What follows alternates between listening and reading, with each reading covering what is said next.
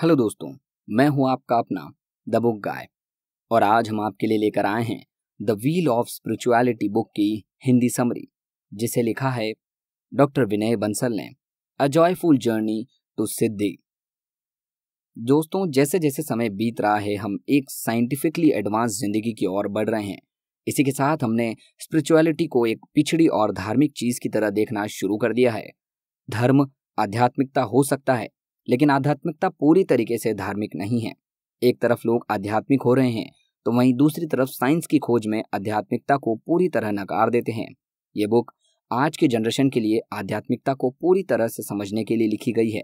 इसमें हमें पता चलता है कि साइंस और स्पिरिचुअलिटी उतने अलग नहीं है जितना हम उसे समझते हैं। ये एक सिक्के के दो ही पहलू हैं। ये बुक आपको एक ऐसे सफर पर ले जाएगी जिसमें हर कोई जानना, समझना और अपनी जिंदगी में पाना चाहता है, जिसका नाम है the wheel of spirituality, a joyful journey to Siddhi. इसको एक MBA डॉक्टर विनय बंसल जी ने लिखा है। A joyful journey to Siddhi. सिद्धि शांति की तरफ एक अल्टीमेट स्टेट है। ये बुक उस स्टेट तक पहुंचने का रास्ता दिखाती है। इसको पाना एक पहाड़ जैसा काम लगता है, कुछ ऐसा जिसे जंगल या हिमालय में मेडिटेट करके ही पाया जा सकता है, लेकिन ऐसा नहीं है। सिद्धि तक आराम से अपने घर में रहते हुए, रोजमर्रा के काम करते हुए भी पहुंचा जा सकता है। परमानंद के स्टेट तक पहुंचने के लिए सिर्फ सही टूल्स की जरूरत है। ये किताब हमें वो सभी टूल्स उपलब्ध कराती है। जब एक बार आप सिद्धि पा लेंगे तो सभी कॉम्पोनेंट्स स्वाभाविक रूप से आपकी जिंदगी का हिस्सा बन जाएंगे। जब तक आप सिद्धि न पा लें, यह आपके लिए रास्ता दिखाने वाली मशाल की तरह काम करेंगे। समृद्धि। इससे फर्क नहीं पड़ता कि गिलास आधा खाली है या आधा भरा। बस इसके लिए धन्यवाद करें कि आपके पास गिलास है। ग्रेटफुल रहें कि इसमें कुछ है। इस ज्यादा से ज्यादा पानी की चाहत में हम अपनी ब्लेसिंग्स को काउंट करना भूल गए, उस खजाने को जो असल में हमारे पास है। हम बहुत कम कीमत वाली चीजों के लिए दिन भर भागते रहते हैं, ये सोचे बगैर कि सबसे अनमोल चीजों तो दुनिया में एकदम फ्री है। हो सकता है कि आप सोचें कुछ भी मुफ्त में नहीं आता, लेकिन आपसे पूछा जाए कि आपके पास शरीर है, आप उसकी कीमत क्या देते हैं? जो खून आपकी नसों में बहता है, जो आपका दिल धड़कता है, जो सांस आप लेते हैं, जो पानी आपकी प्यास बुझाता है, जो प्यार आप पाते हैं, क्या आप इन्हें कभी खरीद सकते हैं? क्योंकि ये सब हमें फ्री में मिलते हैं, इसीलिए हम इनकी कम परवाह करते हैं। चलिए एक कहानी से इस आइडिया को समझते हैं। राज और ऋषि दो भाई थे। उनके पूर्वज उन दोनों के लिए 100 करोड़ के फिक्स डिपॉजिट छोड़ गए थे। दोनों में से राज अपने फिक्स डिपॉजिट के बारे में जानता था, लेकिन ऋषि उससे बेखबर था। दोनों अपना रोज का काम करते और गुजारा करने के लिए कमाते थे। राज अपनी नौकरी पर जाता हुआ पूरी तरह सेटिस्फाइड था, क्योंकि वो अपने पैसे के बारे में जानता था। दूसरी तरफ ऋषि को इसका नहीं पता था, इसलिए वह जिंदगी पर एक एक रुपया जमा करने में लगा रहा। दूसरे भाई ऋषि की तरह हमें भी उस खजाने के बारे में पता नहीं है जो हमारे पास है। हम रोज अपना दिन उन कमियों के बारे में सोचकर बिता देते हैं, उन चीजों के बारे में खुश होने की जगह जो हमारे पास है, जैसे कि स्वस्थ शरीर, प्यारे लोग, नेचर, उससे बहुत सी कीमती साधन। साइंस और टेक्नोलॉजी एडवांस हो गई है ताकि आम व्यक्ति भी बेस्ट रिसोर्सेस पा सके। इसको भी एक कहानी के माध्यम से समझते हैं। एक बार सम्राट अकबर ने ज्ञान की गहराई तक जाने के लिए बीरबल से पूछा, एक गिलास पानी की कीमत क्या है? बीरबल मुस्कुराकर कहते हैं, सम्राट कल्पना कीजिए, आप एक रेगिस्तान में बहुत दिनों से खोए हुए और प्यासे हैं। रास्ते में एक महात्मा आपसे मिलते हैं, आपको आधा गिलास पानी देते हैं। आप उन्हें क्या देंगे? अकबर ने कहा, मैं उन्हें आधा साम्राज्य दे दूंगा। बीरबल ने फिर कहा, अगर वही आधा गिलास पानी आपके सभी से बाहर ना निकले, ऐसा होने से आपको बेहद दर्द होगा, तो आप उसे ठीक करने वाले फिजिशियन को क्या देंगे? अकबर ने कहा, मैं उसे आधा साम्राज्य दे दूंगा। बीरबल मुस्कुराए। उन्होंने कहा, अगर एक गिलास पानी के लिए आप पूरा साम्राज्य दे सकते हैं, तो क्या आप पूरी दुनिया के पानी की कीमत दे सकते हैं? यदि पानी हमारे शरीर से होकर गुजरता है तो हमें जिंदा और स्वस्थ रखता है, क्या हम उसकी कोई भी कीमत दे सकते हैं? हमारे शरीर और नेचर इन सब चीजों से परे हैं जो हम खरीद सकते हैं। ये नेचर बहुत बड़ा गिफ्ट है। हमें सोचना होगा, उन सभी साधनों को पहचानना होगा जो हमारे अंदर हैं। हमारा शरीर उससे भी ज्यादा कीमती है। यह हैरानी की बात है कि हम जिंदगी की ब्लेसिंग्स को इतने हल्के में लेते हैं। अगर हमें एहसास हो कि हम कितने अमीर हैं, तो हम जिंदगी के सफर का मजा ले सकते हैं। सतर्कता। एक बार एक राजा को उनके मंत्रियों ने बताया, राज्य से सोने की 3 थैलियां गायब हो गई हैं। काफी ढूंढने के बाद भी जब उन थैलियों का कोई पता नहीं चला, तब राजा ने इसे बहुत ही गंभीरता से लिया। राजा के लिए थैलियों के गुम होने की बात उनकी प्रतिष्ठा की थी। राजा किसी भी कीमत में जानना चाहते थे कि आखिर वो कौन है जिसने ये थैलियां चुराई है।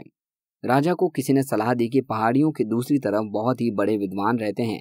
उन्हें यह भी जानकारी मिली है कि कुछ विद्वान के पास सभी प्रश्नों के उत्तर हैं। राजा ने यह सुनते ही उस विद्वान को राज्यसभा में पेश करने के लिए कहा। जब वो विद्वान राज्यसभा में उपस्थित हुआ, तब उनसे पूछा गया, वो 3 थैलियां किसने चुराई। उस विद्वान ने राजा के सामने एक अजीब सी शर्त रख दी। विद्वान ने कहा, मुझे उस चोर के बारे में सबके सामने बताते हुए संकोच हो रहा है। मैं उसके बारे में आपको कान में बताना चाहता हूँ। राजा ने काफी संकोच के बाद इस बात को स्वीकार कर लिया। फिर वह विद्वान राजा के पास आए। उन्होंने कहा, आपके महल में बहुत से लोग हैं, मैं किसी एकांत जगह पर उनका नाम बता सकता हूँ। राजा उस विद्वान के साथ पहाड़ियों के बीच एक एकांत स्थान पर पहुंच गए। तब विद्वान ने राजा के कान में उस राज को बताते हुए कहा, महाराज, आपके राज्य से जिसने सोने की थैलियां चुराई है वो एक चोर है। राजा को यह सुनकर बहुत क्रोध आया। इसी तरह विज्ञान एक वरदान है। इस बात को हम ऐसे समझेंगे, आज हम ये नहीं कह सकते कि विज्ञान ने प्रकृति के हर राज को जान लिया है। विज्ञान हमें सिर्फ इतना ही बता सकता है, पेड़ों का रंग हरा क्यों है या फिर गुलाब का रंग लाल क्यों है। लेकिन विज्ञान हमें ये नहीं बता सकता कि पेड़ क्यों हैं। विज्ञान एक प्रोसेस का नाम तो बता सकता है, लेकिन उसकी उत्पत्ति के पीछे कारण नहीं बता सकता। बस जरूरत है सतर्क रहने की। सिद्धि पाने के लिए सतर्कता ही पहला नियम है। सतर्क रहिए। आप इस दुनिया में क्यों आए हैं, सतर्क रहिए। आप क्या जानते हैं क्या नहीं, अधिक सतर्क रहिए ताकि आप वर्तमान में रहें। ऐसा करने से आप अपने लक्ष्य अर्थात मोक्ष को प्राप्त कर पाओगे। संभाव। प्राचीन समय में एक राजा था। वो राजा एक संत से बहुत अधिक प्रभावित था। राजा ने उस संत से विनती की, वह राजा के सलाहकार बनकर हमेशा उस महल में रहे। संत ही राजा की बात मान गए, लेकिन उन्होंने कुछ अजीब सी शर्तें रख दी। उन संत की शर्त थी, उन्हें महल के कोने में रहने का स्थान दिया जाए। संत जी केवल राजा का कार्य सौंपा करता था, उनका ही काम करेंगे, इसके अलावा उन्हें कोई और नहीं बुलाएगा। राजा को भी संत के काम के अलावा कोई और बात करने की अनुमति नहीं होगी। अगर इन शर्तों का उल्लंघन हुआ तो संत जी महल छोड़कर हमेशा हमेशा के लिए चले जाएंगे। राजा को संत की इस अजीबोगरीब शर्त पर हैरानी हुई, लेकिन राजा ने सोचा कम से कम उन्हें एक अच्छे सलाहकार तो मिल जाएगा। राजा को संत की इन शर्तों से कोई परेशानी भी नहीं। राजा ने सोचा संत की इन शर्तों को मानने में ही समझदारी है। संत जी अब महल आ गए। संत जी अपना काम करने के बाद महल के कोने में चले जाते। अब कुछ दिनों तक ऐसे ही चलता रहा। फिर कुछ समय बीतने के बाद राजा के दरबारियों ने उनके कान में बात डालना शुरू कर दी। महाराज, संत जी राजमहल के सभी राज लेकर अपने कमरे में बैठते हैं। संत जी निश्चित ही दुश्मन राज्य के राजा से मिले हुए हैं, वरना एक साधारण का संत ऐसी अजीब सी शर्त क्यों रखता। राजा ने घबराकर आदेश दे दिया, संत जी की कमरे की तलाशी ली जाए। जैसे ही संत जी के कमरे को खोला गया, सभी देखकर हैरान हो गए। यह कमरा राजा के महल का तो बिल्कुल ही नहीं दिखता था। ये कमरा साधारण सा किसी फकीर की कुटिया की तरह दिखता था। संत जी के कमरे के बीच में ध्यान लगा रहे थे। राजा ने संत जी से कहा, आप महल के सभी आराम पा सकते हैं, तो फिर ये गरीबों जैसा जीवन क्यों व्यतीत कर रहे हैं। संत ने कहा, मुझे आपने अपने राज्य में ऊंचा स्थान दिया, लेकिन यह सत्य है कि जीवन में उतार चढ़ाव तो आते रहते हैं। जीवन में कुछ भी स्थिर नहीं। इस ऊंचाई में उलझकर नहीं रहना चाहता। प्रसिद्ध उद्योगपति रतन टाटा जी ने कहा था, जीवन में उतार चढ़ाव का होना बहुत जरूरी है। एक सीधी लाइन का तो इसी जी में भी मतलब मृत्यु होता है। हमें जरूरत है जिंदगी में अच्छे और बुरे समय में एक सा भाव रखने की। संभाव ही तीसरा नियम है। सद्भाव। एक गांव में एक साधु थे। वो काफी प्रसिद्ध थे। वे एक छोटी सी कुटिया में रहते थे। दूर दूर से लोग अपनी समस्या लेकर उनके पास आते। वो साधु हर किसी की समस्या का समाधान बड़ी आसानी से बता दिया करते थे। वे लोगों से भिक्षा मांगकर अपना जीवन यापन किया करते थे। गांव में हर कोई उनको भिक्षा भी दे दिया करता था। हर कोई उन्हें बड़े आदर और सम्मान की दृष्टि से देखता। एक बार किसी नगर की एक अविवाहित लड़की गर्भवती हो गई। इस गर्भवती लड़की ने एक लड़के को जन्म दिया। लड़की के घर वालों ने पहले तो बदनामी के डर से ये बात सभी से छुपाई, लेकिन ये बात पंचायत तक पहुंची। तब पंचायत ने लड़की पर जोर डालकर पूछा, इस बच्चे का पिता कौन है। तब उस लड़की ने पंचायत के डर से साधु का नाम ले लिया।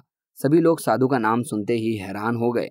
लड़की ने आंसू बहाते हुए कहा, यह सब उसकी इच्छा के विरुद्ध साधु ने किया है। पंचायत में साधु की बहुत थू-थू हुई। सभी लोग साधु की कुटिया में पहुंचकर उसे मारने लगे। लोगों ने साधु की कुटिया को भी तोड़ दिया। साधु ने किसी को कुछ नहीं कहा। गांव वालों ने बच्ची को भी साधु को देते हुए कहा, अब इस बच्चे की आप साधु ही पालेंगे। साधु सुबह जल्दी उठे तो बच्चा रोने लगा। साधु को लगा कि बच्चे को दूध पिलाना होगा।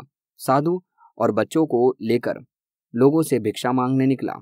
अब किसी ने भी साधु को भिक्षा नहीं दी। साधु अब लोगों की नजरों में गिर चुके थे। लोग अब साधु को देखते ही घर के दरवाजे भी बंद कर लेते। जब किसी ने भी साधु को भिक्षा नहीं दी तो साधु बच्चे की माँ के द्वार पर पहुंच गए। वो बच्चे की माँ से भिक्षा मांगने लगे।